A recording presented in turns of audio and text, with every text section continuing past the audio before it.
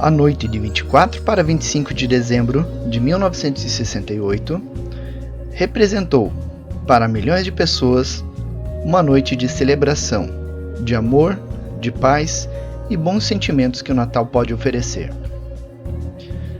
Mas, para aquelas pessoas ligadas ao programa espacial americano, e em especial as famílias dos astronautas James Lovell Jr., Frank Borman e William Anders, tripulantes da Apollo 8, esta noite teve um significado muito especial. Para estes 3 heróis americanos, o Natal aconteceu longe, muito longe de casa. Naquela noite, eles se encontravam no espaço, em uma órbita muito próxima à nossa Lua. E eles foram os primeiros seres humanos a chegar lá.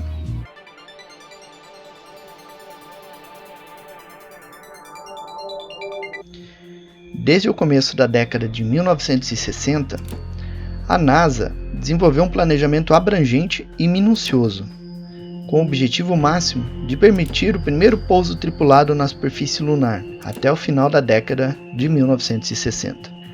Cada missão do programa foi planejada em detalhes com antecedência, assim como os seus objetivos, que foram claramente definidos. Para que esse pouso ocorresse com êxito, era necessário realizar uma série de testes, com equipamentos que seriam utilizados na missão. E isso seria feito de modo gradativo, dentro de uma ordem pré-estabelecida, sendo realizados primeiramente testes não tripulados, seguidos de testes na órbita da Terra e, por fim, testes tripulados realizados na órbita lunar. Embora o programa espacial americano estivesse já em pé de igualdade com o programa soviético, ainda havia preocupação em superá-lo, não permitindo que a União Soviética realizasse novos feitos pioneiros. Em setembro de 1968, os soviéticos lançaram a sonda Zond 5, que deveria orbitar a Lua e regressar à Terra em segurança. A missão foi um completo sucesso, e a sonda foi resgatada pelos soviéticos logo em seguida. Os americanos acompanharam toda a operação de resgate montada pelos seus rivais e, baseado em informações de inteligência, suspeitaram que eles estivessem preparando uma missão tripulada para orbitar nosso satélite e que seria realizada em breve. Em função disso, a NASA optou por alterar o seu planejamento de modo que a próxima missão fizesse uma viagem de circunnavegação antes de seus adversários. Assim, alguns dos testes que seriam realizados com a Apollo 9 no começo de 1969 foram antecipados e atribuídos para a Apollo 8, que os realizaria já na órbita lunar. Com essa alteração na agenda do programa Apollo, foram necessários ajustes e adequações, tanto para o equipamento quanto para os astronautas que realizariam este feito histórico no espaço. George Low, um dos responsáveis pela espaçonave Apollo, propôs que apenas o módulo de comando e serviço da Apollo 8 fosse lançado e testado ao longo da viagem de circunnavegação lunar. Isso permitiria à NASA testar também manobras e procedimentos em órbita lunar, até que o módulo lunar pudesse ser testado durante a missão da Apollo 9. Esta mudança no planejamento das missões elevaria o moral dos profissionais envolvidos com o programa espacial, bem como a moral do próprio povo americano, naquela época abalada por eventos lamentáveis, envolvendo a Guerra do Vietnã, assassinatos e protestos. Estas mudanças permaneceram em segredo até meados de novembro, 3 semanas antes do lançamento. Para compor a equipe de voo, foram escolhidos os astronautas Frank Borman como comandante da missão, Michael Collins como piloto do módulo de comando e William Anders como piloto do módulo lunar. Durante a fase de treinamento, Michael Collins teve um problema cervical e precisou ser operado e foi substituído. Em seu lugar, escalaram James Lovell Jr., que era veterano de 2 missões do programa Gemini. Estes seriam os primeiros humanos a serem enviados para fora da órbita de nosso planeta. Seriam os primeiros humanos a aproximar-se de nosso satélite natural. Eles seriam também os primeiros seres humanos a ver o lado oculto da Lua. Frank Borman nasceu em Gary, Indiana, em 14 de março de 1928 e formou-se em ciências pela Academia Militar de West Point em 1950. Ele entrou para a Força Aérea dos Estados Unidos e tornou-se piloto de caça. Em 1957, ele concluiu seu mestrado em Engenharia Aeronáutica no California Institute of Technology. Ele foi selecionado para o programa de astronautas da NASA em 1962 e foi o comandante da missão Gemini 7. James Lovell Jr. nasceu em Cleveland, Ohio, em 25 de março de 1928. Em 1948, ele foi aceito na Academia Naval dos Estados Unidos, formando-se em 1952. Em seguida, ele concluiu o treinamento para piloto de combate da Marinha e mais tarde tornou-se piloto de testes. Ele foi selecionado para o time de astronautas da NASA em 1962 e sua primeira missão no espaço ocorreu a bordo da Gemini 7, junto com o astronauta Frank Borman, em dezembro de 1965. Ele ainda voltaria ao espaço com a Gemini 12, em novembro de 1966. William Anders nasceu em Hong Kong, em 17 de outubro de 1933.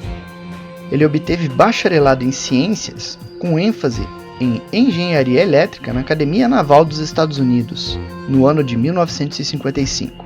Mais tarde, em 1962, ele obteve um mestrado em engenharia nuclear pelo Air Force Institute of Technology, no estado de Ohio. Ele serviu à Força Aérea Americana como piloto de caças, subordinado ao Air Defense Command e na Islândia, onde interceptou bombardeiros soviéticos voando próximo à fronteira canadense. Ele foi selecionado pelo programa de astronautas da NASA em 1963 e realizou seu primeiro e único voo espacial a bordo da Apollo 8.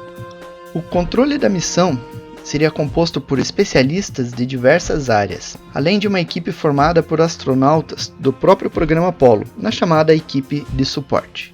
Com as mudanças e a proximidade da missão, os astronautas investiram todo o tempo disponível no seu treinamento. Para cada hora a ser realizada na missão, foram investidas 7 horas de treinamento. Além disso, foram fornecidos treinamentos específicos para cada atribuição dentro da missão. Borman recebeu treinamento específico para manobrar Apollo para a reentrada na atmosfera. Lovell foi treinado para conduzir a navegação do módulo de comando, mesmo em caso de se perderem as comunicações entre o centro de controle e os tripulantes. Anders foi designado como chefe de sistemas e deveria verificar todo o funcionamento dos instrumentos no espaço. O lançamento da Apollo 8 foi programado para as 7 horas e 51 minutos de 21 de dezembro de 1968. Naquela manhã, pessoas do mundo inteiro voltaram suas atenções para o Centro Espacial Kennedy. Ali haviam mais de 1.200 jornalistas do mundo inteiro, incluindo os soviéticos, cobrindo ao vivo a missão desde seus momentos iniciais. O lançamento ocorreu normalmente e em poucos minutos a Apollo 8 entrou em órbita estacionária, a 185 km acima da superfície da Terra, onde permaneceu por 2 horas e 38 minutos, até que fossem realizados os cálculos necessários para a entrada na trajetória de injeção translunar.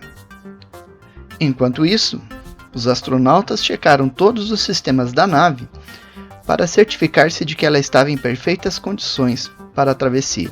Ao fim deste intervalo, o motor do terceiro estágio do Saturno V foi acionado por exatos 318 segundos, acelerando a nave, permitindo que ela vencesse a gravidade terrestre e se colocasse a caminho da Lua. Após a entrada na trajetória translunar, o último estágio do Saturno V foi finalmente descartado. Em seguida, a tripulação rotacionou a Apollo 8 de modo a obter algumas imagens do nosso planeta, além de posicionar o motor do módulo de comando para que pudesse ser usado para diminuir sua velocidade quando estivessem próximo à Lua. Durante esta travessia, Os 3 astronautas foram os primeiros humanos a passar pelos cinturões de Van Allen, que se estendem principalmente sobre a linha do equador terrestre, ou seja, ele é mais efetivo sobre o equador e praticamente inexistente nos polos magnéticos terrestres. O primeiro anel é composto por prótons altamente energéticos gerados por raios cósmicos e situa-se a 3.000 km da superfície terrestre. Já o segundo anel é formado por partículas eletricamente carregadas que chegam à Terra por meio do vento solar. Informações prévias enviadas pelas sondas americanas e soviéticas permitiram aos cientistas determinar a dosagem de radiação presente neste cinturão. Com base nestes estudos, eles descobriram que Apollo 8, passando por uma região mais fina do cinturão, não exporia a tripulação a grandes doses radioativas. Além disso, a velocidade da cápsula, bem como seus isolamentos, reduziriam as exposições à radiação presentes nesta região.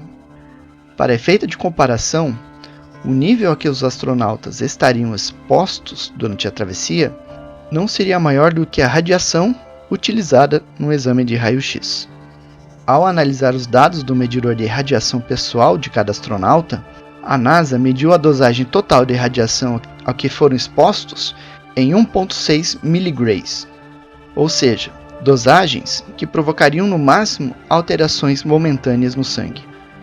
Ao entrar na trajetória translunar, os astronautas iniciaram o procedimento chamado Passive Thermal Control, que consistia em manter um movimento de rotação em relação ao eixo central da Apollo, de modo que um lado não aquecesse mais do que o outro. Com 11 horas de voo, a tripulação já mostrava sinais de cansaço, pois estavam em trabalho ativo há aproximadamente 16 horas. Então, iniciaram-se os turnos de descanso. Borman cumpriu a primeira etapa de sono, mas começou a passar mal, com quadro de vômitos e diarreia. Como as condições ambientais a bordo da cápsula eram complicadas, em razão do reduzido tamanho e da ausência de gravidade, o ambiente interno ficou salpicado de gotículas de vômito e fezes, obrigando os astronautas a limpar todo o módulo. Inicialmente, Borman não queria informar a situação ao centro de controle, o que inevitavelmente acabou sendo feito. A equipe médica reuniu-se para avaliar a situação e concluiu que o mal-estar originou-se na chamada Síndrome de Adaptação Espacial, um mal que acomete 1/3 dos astronautas nas primeiras horas de sua missão no espaço. Borman recuperou-se rápido do mal-estar e a situação voltou ao normal a bordo da Apollo 8. Aproveitando o momento de calmaria experimentada durante a fase da trajetória translunar, a NASA realizou uma transmissão direta, ao vivo, para todo o planeta, diretamente do Apollo 8. Ela ocorreu 31 horas após o lançamento e mostrou a rotina de bordo dos astronautas, mostrando também a Terra vista do espaço. Uma segunda transmissão foi realizada 55 horas após o lançamento e durou aproximadamente 23 minutos. Logo após o encerramento da segunda transmissão, a Apollo 8 entrou na área de influência gravitacional da Lua e, a partir desse momento, a gravidade lunar exerceu mais influência do que a gravidade terrestre. Agora, faltavam apenas 13 horas para a entrada definitiva na órbita lunar. Após entrar no campo gravitacional da Lua, a velocidade da Apollo aumentou gradativamente, passando de 3.400 para 8.000 km por hora. Caso sua velocidade fosse muito alta, ela acabaria passando pela Lua e se perderia no espaço.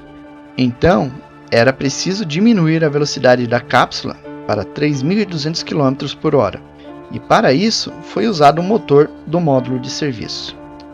A Apollo 8 entrou na órbita lunar às 22 horas, de 24 de dezembro de 1968, com apenas 2 segundos de atraso em relação ao previsto. Foi neste momento em que finalmente puderam observar a Lua em sua plenitude. A nave permaneceu em órbita por aproximadamente 20 horas, tendo realizado 10 voltas ao redor da Lua.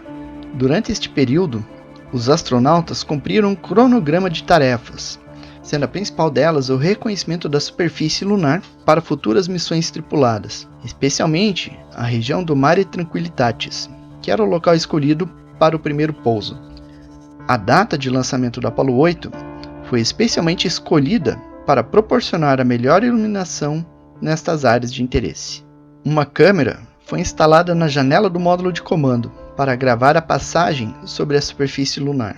Durante as 20 horas em que estiveram orbitando a Lua, William Anders aproveitou para fotografar a superfície, obtendo aproximadamente 700 fotografias da Lua e 150 da Terra. Enquanto isso, Borman assegurava-se de que os sistemas de propulsão estavam em ordem para o caso de precisar sair rapidamente da órbita da Lua. Quando Apollo 8 realizava sua quarta órbita, a tripulação testemunhou um nascer da Terra, diretamente da superfície lunar.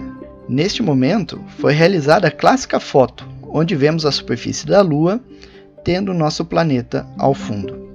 Durante a última volta ao redor da Lua, ocorreu mais uma transmissão ao vivo para todo o planeta Terra, diretamente da Apollo 8. Após as saudações iniciais, cada um dos astronautas teceu comentários sobre a superfície da Lua.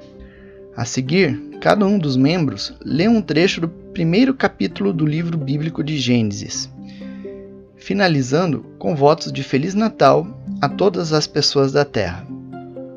2 horas e meia depois, iniciaram-se os preparativos para a entrada na trajetória transterrena. Este seria um momento de grande tensão, pois a Apollo 8 não contava com um módulo lunar, cujo motor poderia ser utilizado como recurso em caso de falha no motor principal. Além disso, essa manobra teria que ser executada com extrema perfeição, pois caso contrário, a cápsula seria arremessada em uma trajetória para fora da órbita da Terra.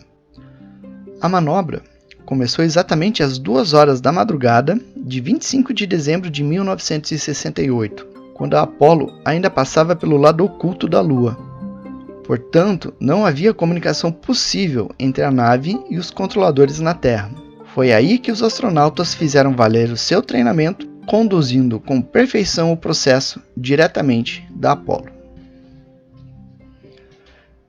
Durante a trajetória de retorno, Lovell acidentalmente apagou dados de memória do computador de bordo, referentes à navegação. Ele precisou usar o sextante e o telescópio para localização, de modo que pudesse refazer estes cálculos, inserindo-os no computador de bordo. Os cálculos realizados por ele foram tão precisos que foi necessária apenas uma única correção de curso durante o retorno. Depois de 146 horas de voo, iniciaram-se os preparativos para a reentrada na atmosfera terrestre. Logo em seguida, a cápsula rotacionou de modo que o escudo de proteção contra calor ficasse à frente da aeronave, protegendo-a durante a reentrada. A reentrada ocorreu de forma normal e o paraquedas acionou conforme o planejado, diminuindo a velocidade da Apollo, que desceu suavemente no Oceano Pacífico, ao sul das ilhas do Havaí. E o resgate dos astronautas ocorreu aproximadamente 45 minutos após a descida ao mar. A força-tarefa contava com o porta-aviões USS Yorktown, além de outros navios, aeronaves e helicópteros.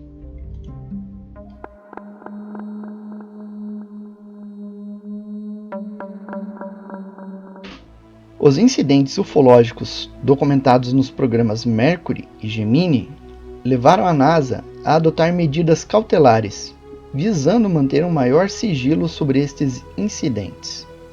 Maurice Chatelain, engenheiro da NASA, revelou que códigos foram adotados pela NASA para se referir a avistamentos ufológicos no espaço. Chatelain era especialista em comunicação do Centro Espacial Johnson, em Houston, no Texas, e era como uma espécie de treinador psicológico dos astronautas. Termos como Fire, Bogey e Santa Claus foram os mais utilizados nesse período. E ele declarou assim a respeito: os astronautas viram coisas que não podem comentar com ninguém fora da NASA. No entanto, todos os voos das missões Apollo e Gemini foram seguidos por espaçonaves de origem extraterrestre. Analisando os arquivos de fotos destas missões, bem como suas respectivas transcrições de diálogos, facilmente se confirma esta afirmação. O portal Tutemun e a página do Apollo Archives, lá no Flickr, disponibilizam as imagens tomadas pela tripulação do Apollo 8. As transcrições das comunicações, por sua vez, estão disponíveis no site do Johnson Space Center. E com base em todo este acervo, hoje sabemos que o primeiro avistamento ocorreu logo após a entrada na trajetória translunar. Um documento intitulado Análises da Apollo 8, Fotografia e Observações Visuais, elaborado pela NASA e publicado em 1969, apresenta estudos detalhados, tanto das informações fornecidas pelos astronautas, quanto outras, oriundas de equipes de apoio do programa, distribuídas em diferentes pontos do planeta. No capítulo 3 deste estudo, abordam-se dados relativos a observações astronômicas na Terra e no espaço. Para apoio ao programa, a NASA recrutou observatórios e cientistas de vários países que deveriam apontar seus telescópios à Lua, monitorando tanto a cápsula quanto o nosso satélite natural, e vários deles conseguiram observar e fotografar a nave a caminho da Lua, sob determinadas condições.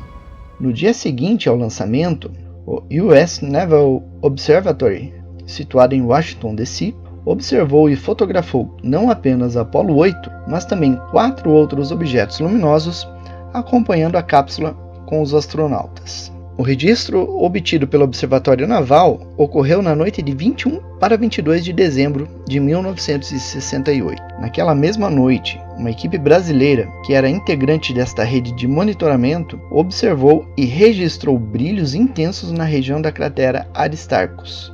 As observações foram realizadas a partir do Observatório Nacional do Rio de Janeiro. Uma outra equipe, sediada na Califórnia, observou um fenômeno semelhante na região da cratera Grimaldi. De acordo com os trechos de comunicação disponíveis, estes registros não foram repassados aos astronautas. Entretanto, uma mensagem aparentemente codificada foi enviada aos tripulantes, aproximadamente 40 horas após o lançamento. O centro de controle envia uma mensagem assim: Frank, you've probably already been told this, but you look great on TV today. One little homey item, though.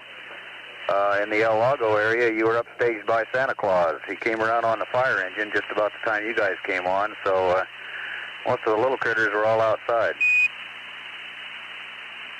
Oh, that's good. I wish we could have got that one lens working. I'd like to share the view we have here of Earth. Se Maurice Chatelain estiver certo ao dizer que o termo Papai Noel refere-se a UFOs registrados no espaço, então aqui temos mais um caso ufológico envolvendo esta missão. Oficialmente, os astronautas da Apollo 8 contavam com 2 câmeras Hasselblad 70mm, uma câmera Maurer 16mm e uma câmera de televisão em preto e branco. Ao longo da missão, foram obtidos no total 865 fotografias, que foram distribuídos em 7 magazines.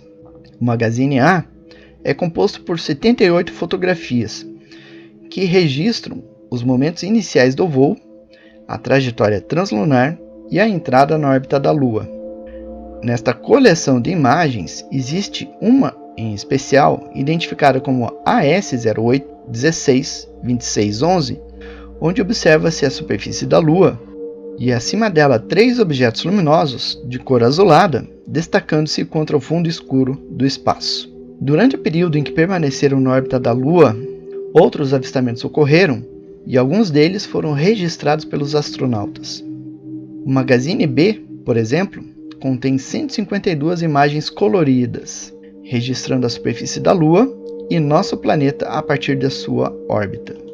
Em uma das fotografias desta coleção, identificada como AS08 14 25 15, observa-se parte da superfície lunar, tendo o nosso planeta ao fundo. Em contraste, contra o escuro do espaço, temos um pequeno objeto ovalado, com brilho avermelhado, posicionando-se à relativa distância da cápsula com os astronautas. Após a última transmissão ao vivo, a partir da órbita lunar, ocorreu o mais conhecido avistamento ocorrido nesta missão. E com base nas transcrições das comunicações, agora podemos entender a sequência correta dos fatos. Este avistamento começou 82 horas após o início da missão, quando os astronautas passavam sobre a região da cratera Copérnicus. William Anders afirma: existe algo estranho lá embaixo. E o James Lovell responde: seria uma fogueira? E o Anders responde: poderia ser um acampamento. James Lovell questiona: como isso se parece? E aí o Anders responde: eu acho que você vai estar apto a ver isso em breve. E o James Lovell responde: vou deixar e esperar. Pouco depois, os astronautas passam pelo lado oculto da Lua e as comunicações com a Terra são interrompidas. Assim que o contato foi restabelecido, James Lovell imediatamente declarou: por favor, saibam que Papai Noel existe. E o Centro de Controle da Missão responde: afirmativo, vocês são os mais aptos a afirmar isso.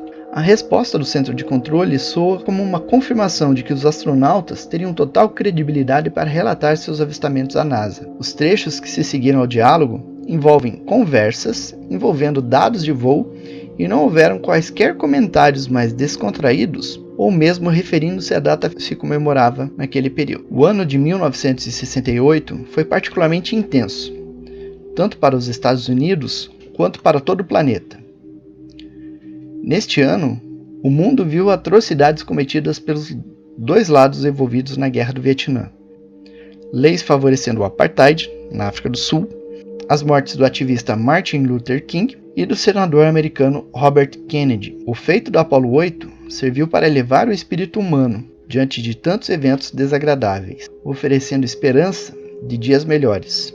Uma carta enviada por um desconhecido e recebida pelo astronauta Frank Borman resumiu bem isso em poucas palavras: obrigado, Apollo 8. Vocês salvaram o ano de 1968. A missão Apollo 8 coroou de êxito o programa Apollo, demonstrando a possibilidade de realizar viagens entre a Terra e a Lua, abrindo as portas para a exploração do nosso satélite natural.